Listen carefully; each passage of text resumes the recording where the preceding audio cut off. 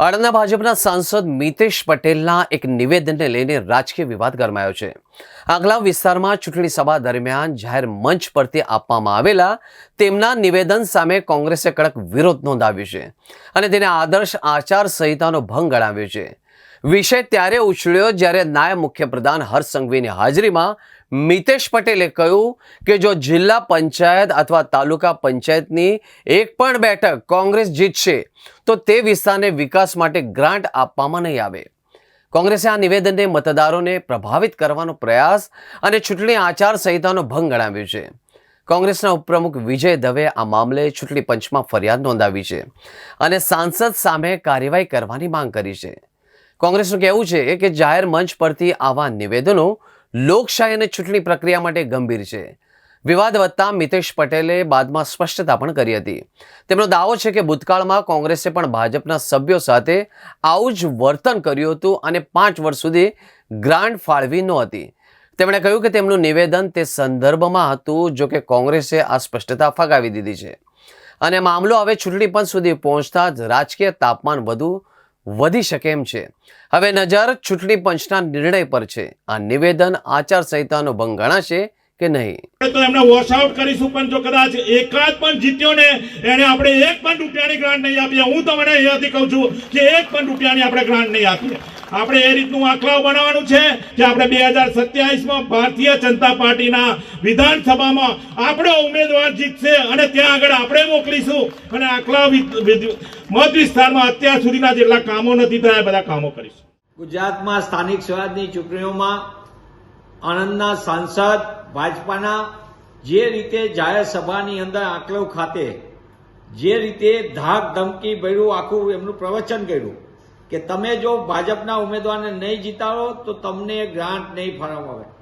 સાંસદ શ્રી, આપ ચૂંટણી જીતવા માટે અને ભાજપને જીતાડવા માટે જે રીતે બે બાકડા બન્યા છે, કાશ તમે જો પહેલા ભાજપાવાળાએ જનતાલક્ષી કામો કર્યા તો તમારે આ ધાક ધમકી ન આપવી પડે। જે રીતનું એમનું નિવેદન આવ્યું છે, નિવેદન ગેરબંધારણીય છે અને સાથે સાથે લોકતંત્રમાં આવા નિવેદનનું કોઈ સ્થાન ન હોઈ શકે। કારણ કે ગ્રાન્ટ એ ભાજપાના સાંસદ હોય, ધારાસભ્યો હોય કે અન્ય લોકો હોય એમના ખિસ્સામાંથી નથી આપતા। પ્રજા ટેક્સ ભરે છે। ઝૂંપડામાં રહેતો નાનામાં નાનો માણસ હોય કે બંગલામાં રહેતો અમીર હોય, તમામ આ દેશમાં ટેક્સ ભરે છે।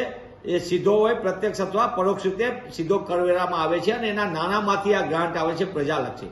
હા, ભાજપાના સાંસદને એ પણ ખબર હોવી જોઈએ કે તમે ગ્રાન્ટમાં જે કમિશનો ગોઠવો છો, તમે જે રીતે ભાજપાએ આખું મોડેલ બનાવ્યું છે ચંદાદો ધંધાલોનું, એના કારણે આજે ગુજરાતના સામાન્ય માણસને જે મળવાપાત્ર સામાન્ય સેવાઓ હોય એનાથી પણ વંચિત રહેવું પડશે। આંકલાવનું નિવેદન વખતે રાજ્યના ગૃહમંત્રીશ્રી હોય એ સંપૂર્ણપણે સંવિધાન ઉપર શપથ લઈને બેઠા છે, ત્યારે સાંસદના આવા બે જવાબદાર નિવેદનથી એ વાત સ્પષ્ટ થાય છે કે ભાજપા હારી રહી છે અને ડરનો માહોલ એટલો બધો છે, પ્રજાનો આક્રોશ એટલો બધો છે, એટલે આવા નિવેદનો કરીને પ્રજાને ધમકાવવા માંગે છે, મતદાતાઓને ધમકાવવા માંગે।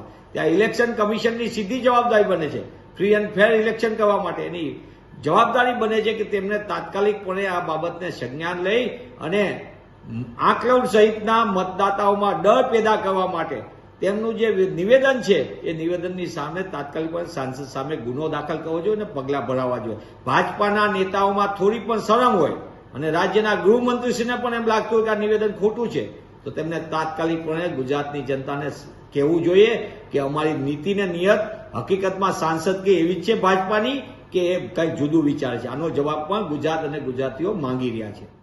સત્તાના નશામાં અહંકારી ભાજપના નેતાઓ, ધારાસભ્યો અને સંસદ સભ્યો બેફામ વાણી વિલાસ કરી રહ્યા છે। ગઈકાલે જ આણંદ જિલ્લામાં રાજ્યના ઉપમુખ્યમંત્રીની હાજરીમાં આણંદના સાંસદે બેફામ વાણી વિલાસ કરી અને ધમકી આપતા હોય એવા સ્વરૂપમાં ભાષણો કર્યા કે 1 પણ સીટ કોંગ્રેસની આવશે તો એ આખા તાલુકાને અમે ગ્રાન્ટ નહીં આપીએ। આખા તાલુકાના લોકોને ગ્રાન્ટ નહીં આપવાની જે ધમકી આપે છે, આ પહેલો બનાવ નથી। પહેલા પણ ભાજપના અનેક નેતાઓ, ધારાસભ્ય આ રીતે ધમકીઓ આપી ચૂક્યા છે કે ભાજપને મત નહીં આપો તો તમારા વિસ્તારમાં વિકાસ નહીં થાય, ગ્રાન્ટ નહીં મળે, તમને કોઈ યોજનાનો લાભ નહીં મળે।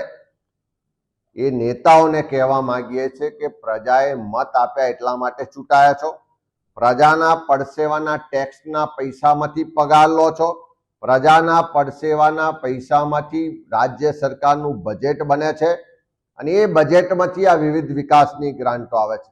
આજે હું ધારાસભ્ય હોઉં તો મને પગાર મળે છે એ ગુજરાતની પ્રજાના ટેક્સના પૈસાનો પગાર છે. મને જે ગ્રાન્ટ મળે છે એ ગુજરાતની પ્રજાના ટેક્સના પૈસામાંથી જે બજેટ બને છે એમાંથી ગ્રાન્ટ મળે છે. જે વિકાસના કામો માટે રકમ ફળવાય છે એ પૈસા પણ પ્રજાના છે. કોઈના ઘેરથી કોઈના બાપના પૈસા નથી. આ પ્રજાના પૈસામાંથી વહીવટ કરવા એના ચોકીદાર તરીકેની જવાબદારી ચૂંટાયેલા પ્રતિનિધિઓની છે.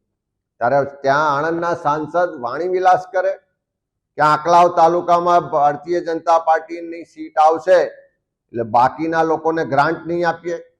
વિકાસથી વંચિત રાખવા માંગો છો, ભેદભાવ કરવા માંગો છો, વિકાસના નામે ધમકીઓ આપીને મત લેવા માંગો છો. લોકો ભૂતકાળમાં પણ જવાબ આપી ચૂક્યા છે, આવનારા દિવસોમાં પણ જવાબ આપશે. હું રાજ્યના મુખ્યમંત્રી દેશના વડાપ્રધાન નરેન્દ્રભાઈ મોદીને કહેવા માંગુ છું કે તમારા ધારાસભ્ય, તમારા સંસદ સભ્ય, તમારા નેતાઓ આ રીતે લોકોને ધમકી આપે છે, શું એમાં તમે સંમત છો? એને તમારું પીઠબળ છે? ગુજરાતની જનતા બહુ સમજુ ને શાણી છે. પ્રજાના પડસેવાના પૈસામાંથી પગાર લો છો, પ્રજાના ટેક્સના પૈસામાંથી ગ્રાન્ટ મેળવો છો અને ગ્રાન્ટ ફાળવવા માટે ધમકી આપવામાં આવે, વિકાસના નામે ધમકી આપવામાં આવે, ધમકી આપીને મત લેવાનો પ્રયત્ન કરવામાં આવે, એવા લોકોને આવનારી 26 તારીખે ગુજરાતની જનતા પણ જવાબ આપશે, એમની શાન પણ ઠેકાણે લાવશે. અને એવા નેતાઓને પણ કહેવા માંગુ છું કે અભિમાન જે તમારું છે એને ઉતારી દેજો, સત્તાના નશામાંથી બહાર આવજો. આ તમારા કોઈ ઘરના પૈસા નથી, આ પ્રજાના પૈસા છે, પ્રજાના વિકાસ માટે વાપરવાના હોય છે. એમાં કોઈ તમે દયાદાન કરતા નથી, તમે તો એક સિસ્ટમનો ભાગ છો. આ રીતે ધમકી આપવાથી પ્રજા ડરી જવાની નથી. અને ખાસ કરીને આંકલાઓની વાત કરું તો એ તો આખો કાંઠાગાળો છે.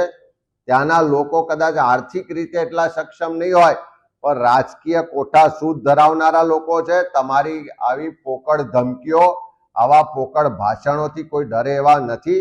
આવનારી 26 તારીખે આંકલાઓ પણ જવાબ આપશે ને ગુજરાતની જનતા પણ જવાબ આપશે કે આ અહંકારી જે શાસકો, ભાજપના ધારાસભ્ય અને નેતાઓ જે વાણી વિલાસ કરીને ગુજરાતની જનતાને, મતદારોને ડરાવા દબાવવાનો પ્રયત્ન કરે છે એનો જવાબ પણ 26 તારીખે મળશે.